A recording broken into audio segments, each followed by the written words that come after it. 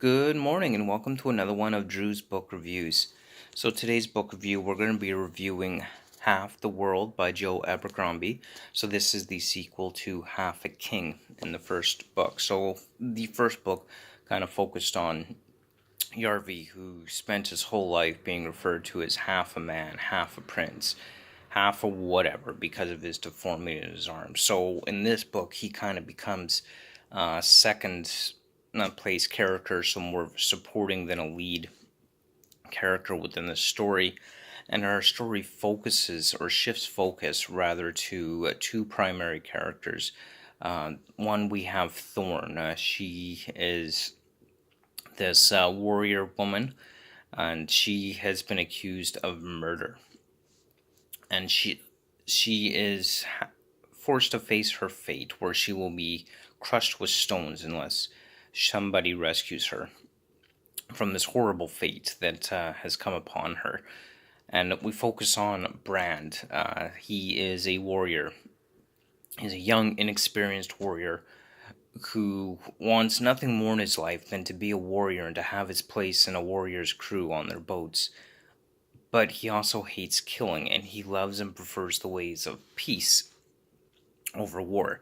So it's kind of ironic that he wants to be a warrior, but he wants peace at the same time. And you really can't have both. So the contrast and the conflict that creates within the character of Brand, I really liked. And I thought that was really well done, and I thought that was quite enjoyable all around.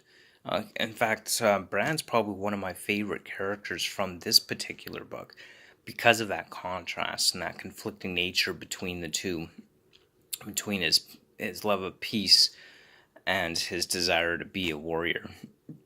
But essentially, what happens here within this story is we have Father Yarvi. He's a minister now.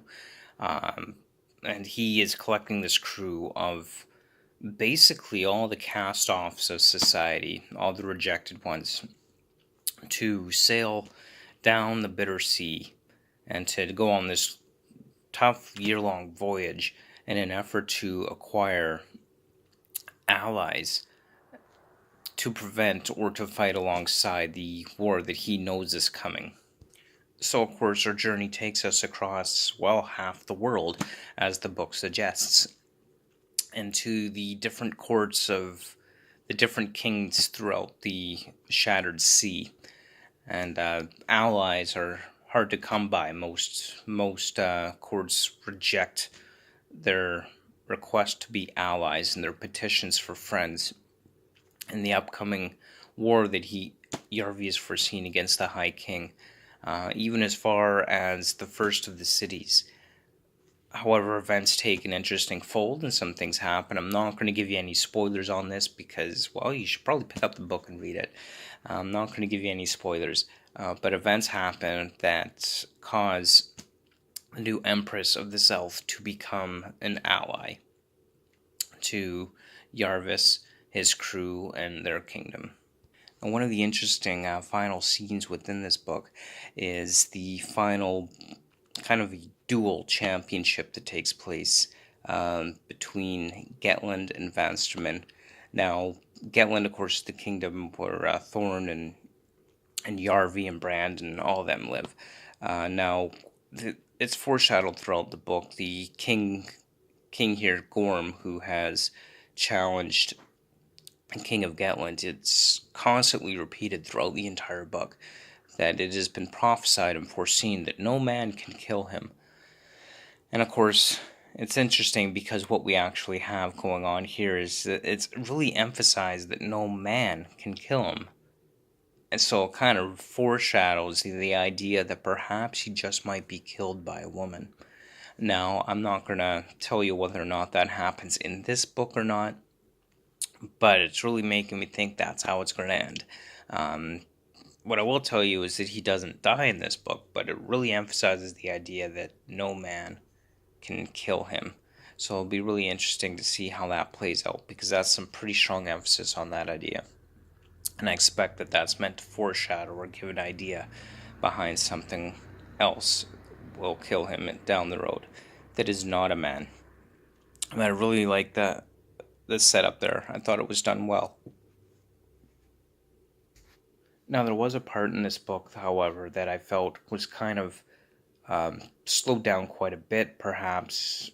It didn't really need to be part of that within the whole book itself. So it really kind of focuses on a wind down of the whole story after returning from their voyage across the Bitter Sea and just getting life back to normal, I guess you could say, is the best way to put it. So this happens towards the latter third or latter half of the book. And it really just kind of becomes a day in the life of type narrative. There's not a lot going on with it, and it just really felt like it didn't need to be there. I think there are other ways that you could establish the dynamics between the characters without having to kind of go into this slow-paced, nothing really happening type narrative in that section of the book that goes on for about 30 to 40 pages within the book. So that's really the only drawback that I have on this. Overall, though, I do think it was a good read. It was enjoyable. I absolutely liked it.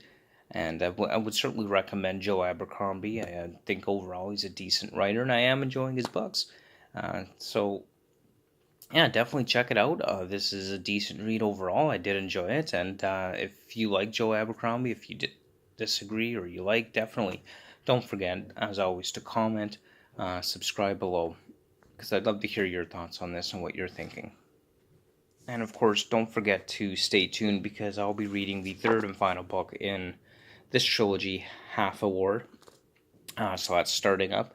So stay tuned for that. And again, I want to thank you so much for watching, and I hope you have yourself a fantastic day. Don't forget to comment, like, and subscribe below. And of course, links to my social media profiles will be in the description below. Have yourself a great day.